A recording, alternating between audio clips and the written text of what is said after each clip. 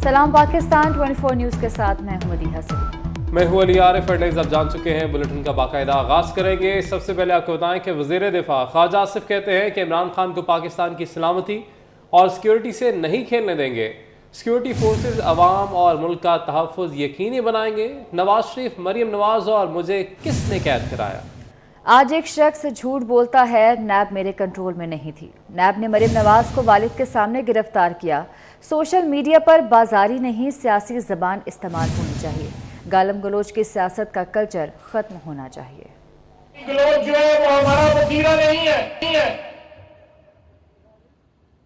वो हमारी खानदानी रवायात भी नहीं है, हमारे वालिदैन ने भी हमें नहीं सिखाया। आप जितना मर्जी क्रिटिसाइज करें, जितना मर्जी नुक्ताचीनी करें, सियासी जबान इस्तेमाल करें, इंशाअल्लाह ताला हमारी अफवाज और सिक्योरिटी फोर्सेस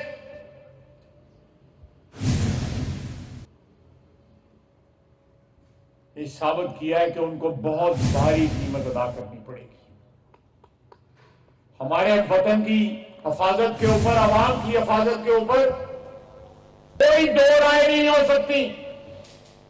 मुस्लिम लीग नून के रहनुमा ख्वाजा साद रफीक का कहना है कि इमरान खान का तजर्बा बुरी तरह नाकाम हुआ। मुल्क से तजर्बात बंद होने चाहिए। लाहौर में जलसे से खिताब में उन्होंने कहा कि 75 साल से मुल्क दोराहे पर खड़ा है। धरने देने और नारे लगाने से काम नहीं होगा। उन्होंने मजीद क्या कहा, आइए देखते हैं। जो अवाम के जरिए इक्तदार में नहीं आना चाहते थे, जो इक्तदार के लिए शॉर्टकट तलाश करते थे, उसने पाकिस्तान को अपनी मंजिल पे नहीं पहुंचने दिया। बदकिस्मती से ये गलती बारी बारी सभी ने की, लेकिन अफसोस इस बात पे है कि 75 साल गुजरने के बाद जब लोगों को अपनी गलतियों का एहसास हो गया, एक गिरोह ऐसा है इस मुल्क में जो फिर वही गलती दोहराना चाहता है और आवाजें दे रहा है कि मुझे लाओ और ला के इक्तदार के तख्त पे बिठा दो। ये गालम गलोच का कल्चर लेके आएंगे। ये गैर संजीदा लोग हैं, खिलंडरे लोग हैं। 22 करोड़ का मुल्क ये नहीं चला पाएंगे। फिर भी ये तजर्बा किया गया जो बुरी तरह नाकाम हुआ। इदारों ने यह फैसला कर लिया कि वो आइन और कानून के दायरे में काम करेंगे, तो फिर ये अब जिम्मेदारी खालिस्तन सियासतदानों की है। मैं ये बात तकरार से कर रहा हूं ताकि उनके कानों तक पहुंचे जो समझते हैं कि धरने दे के, असेंबलियां तोड़ के, धींगा मुश्ती करके, लोगों के गंदे गंदे नाम डाल के वो अपना रास्ता बना लेंगे। वो रास्ता नहीं बनेगा, बल्कि अपना गंद सामने आना शुरू हो जाएगा। आप कहते हैं मैं असेंबलियां तोड़ूंगा, क्यों? ये बच्चों का खेल है। असेंबली क्यों तोड़ी जाएगी भाई? असेंबली तोड़ने के लिए बनती है, असेंबली कानून साजी के लिए बनती है, असेंबली सर्व करने के लिए बनती है, असेंबली फैसले करने के लिए बनती है। असेंबली फुटबॉल मैच नहीं है, असेंबली को रेसलिंग चैंपियनशिप नहीं है। आप धींगा मुश्ती करें, असेंबली नहीं टूटेगी, असेंबली रहेगी, काम करेगी। कराची में तरक्याती मंसूबों पर काम हो रहा है। सड़कों और बागात की बेहतरी पर खुसूसी तवज्जो दी जा रही है। वज़ीर बल्दियात सिंध नासिर हुसैन शाह कहते हैं कि नौजवानों के लिए रोजगार के मौके पैदा किए जा रहे हैं। कराची के वो बहुत सारे एरिया जहाँ पे हमारे काउंसलर भी नहीं होते, लेकिन वहाँ पे अरबों रुपए के जो तरक्याती काम है वो हो रहे हैं। तो इस वक्त बहुत सारी जगहों पे रोड इंफ्रास्ट्रक्चर जो बारिशों की वजह से, दीगर इश्यूज की वजह से कई जगह पे तबाहाली का शिकार है, उन सब पर काम हो रहा है। तो 500 के करीब केएमसी की, डीएमसी की छोटी बड़ी सड़कों पे काम जो है वो हो रहे हैं। इसी तरह पार्क है, इंफ्रास्ट्रक्चर है, पानी की स्कीमें हैं, ड्रेनेज और सीवरेज है, और फिर ब्यूटिफिकेशन के प्लान है। फिर रोज़गार का बड़ा इशू है। तो चेयरमैन साहब ने खुसूसी हिदायत दी हैं कि हमारी जो बच्चे हैं, हमारी बच्चियां हैं, उन सब को मेरिट पे रोज़गार दिए जाएं। तो आपने देखा कि उसके लिए टेस्ट भी शुरू हैं और बहुत सारे लोगों को रोज़गार दिया जाएगा, और भी बहुत जो पाकिस्तान पीपल्स पार्टी आप सबके लिए ला रही है। पाक फौज का एक और जवान वतन पर कुर्बान। बलूचिस्तान के इलाके यूब में दौरान ऑपरेशन एक जवान शहीद और 2 जख्मी हो गए। ISPR के मुताबिक फायरिंग के तबादले में एक दहशतगर्द भी मारा गया। پاک افغان سرحدی علاقے میں جاری آپریشن کا مقصد پاک افغان سرحدی راستوں سے دہشت گردوں کی آمد و رفت روکنا ہے۔ صدر مملکت عارف علوی نے مزار قائد پر حاضری دی اور پھولوں کی چادر چڑھائی۔ میڈیا سے گفتگو میں ان کا کہنا تھا کہ اتحاد، ایمان اور یقین قائد اعظم کے سنہرے اصول تھے۔ ملک کی ترقی کے لیے قائد کے اصولوں کو اپنانا ہوگا۔ مملکت خداداد کا قیام قائد اعظم کی سیاسی جدوجہد کا نتیجہ ہے۔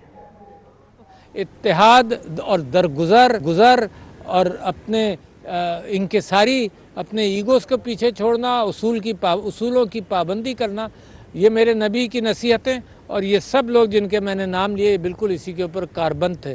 تو پاکستان کے لیے اب بھی وہی کیفیت ہے۔ یہ آج کل کی جو کیفیات ہے ان کا حل بھی اسی میں نظر آتا ہے۔ قوم اس کی قدر کرے، ان کی باتوں پر عمل کرے تو انشاءاللہ یہ قوم بڑی مستحکم قوم بنے گی۔ شیخوپورہ میں وفاقی وزیر میاں جاوید لطیف نے مسلم لیگ نون کے کارکنان کے ہمراہ میاں نواز شریف کی سالگرہ کا کیک کاٹا۔ اس موقع پر میڈیا سے گفتگو میں میاں جاوید لطیف نے کہا کہ ترقی کی طرف سفر کرتے پاکستان کو معاشی طور پر کمزور کرنے والوں کو کیسے چھوڑ دیا جائے۔ بولے عمران خان کے خلاف کیسز میں تاخیر ہو رہی ہے جبکہ ہمیں ناانصافی پر مبنی سزائیں دی گئی۔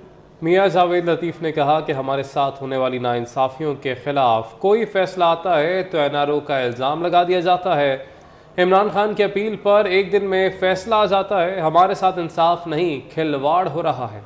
ریاست مدینہ کی بات کرنے والے کا باکردار ہونا ضروری ہے۔ عمران خان اگر آڈیو کا فرانزک کرانے کا کہے گا تو ضرور کرائیں۔ پاکستان آج معاشی طور پر جس بھنور میں پھنس چکا ہے اور جنہوں نے پھنسایا ہے ان کو چھوڑ دیا جائے تو یہ تو 70 سالوں میں پھر ہوتا ہے کہ کوئی غلطی کرے مداوے کے بغیر آگے چلنے کی بات کی جاتی تھی۔ تو پھر یہ پاکستان اس وجہ سے اس حال کو پہنچا ہے۔ جو فیصلے پینڈنگ ہیں، جو مقدمات پینڈنگ ہیں عمران خان کے، وہ پینڈنگ ہی رہیں، اور ہمارے ساتھ جو ناانصافیاں ہوئی ہیں، ہمیں جو سزائیں دی گئی ہیں، وہ سزائیں اسی طرح برقرار رہیں۔ درآمدی بل اور بیرونی قرض کی ادائیگیوں کا پاکستانی روپے پر مسلسل دباؤ۔ گزشتہ کاروباری ہفتے کے دوران انٹر بینک میں امریکی ڈالر کی قدر میں 70 پیسے اضافہ ہوا۔ ڈالر کی قیمت 225 روپے 64 پیسے پر پہنچ گئی۔ اوپن مارکیٹ میں ڈالر کی قیمت میں 50 پیسے اضافہ ہوا۔ کاروباری حضرات ڈالر 250 روپے میں بھی نہ ملنے کا شکوہ کرتے دکھائی دیے۔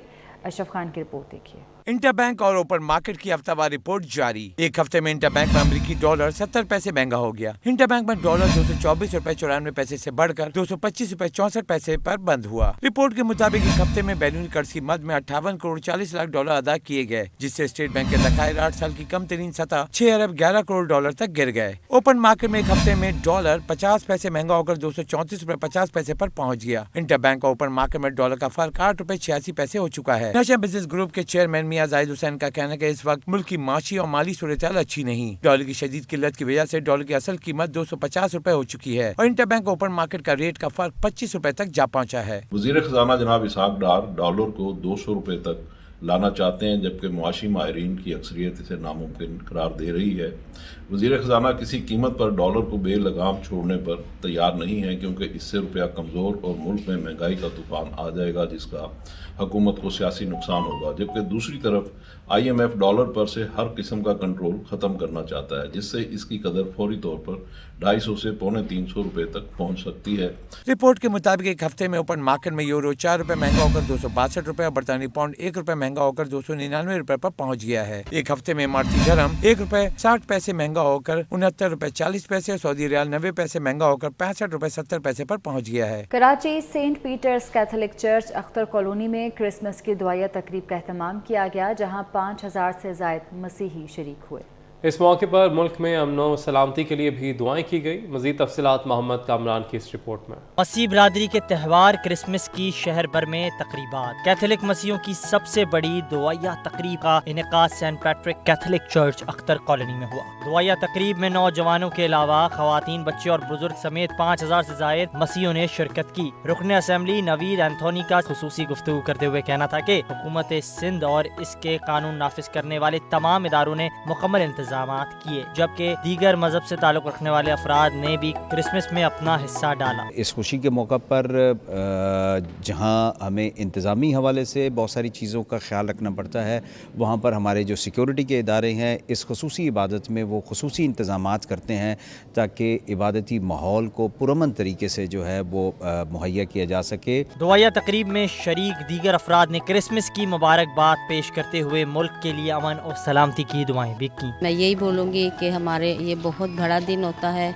हमारे यीशु मसीह पैदा हुए, और मैं यही चाहती हूँ कि जो नहीं आ सके वो हमारी इबादत में शामिल हो सके। ये तमाम त्योहारों में से बहुत बड़ा है और मसीह बरादरी के लिए, बाकी तमाम कौमों के लिए यही पैगाम है कि अमन और सलामती से रहें। तकरीब में दीगर मज़ाहिब के अफराद ने भी शिरकत करते हुए बैनुल मजहबी हम आहंगी और मजहबी रवादारी का पैगाम दिया। न्यूज़ स्टूडियो से फिल वक्त इतना ही। देखते रहिए 24।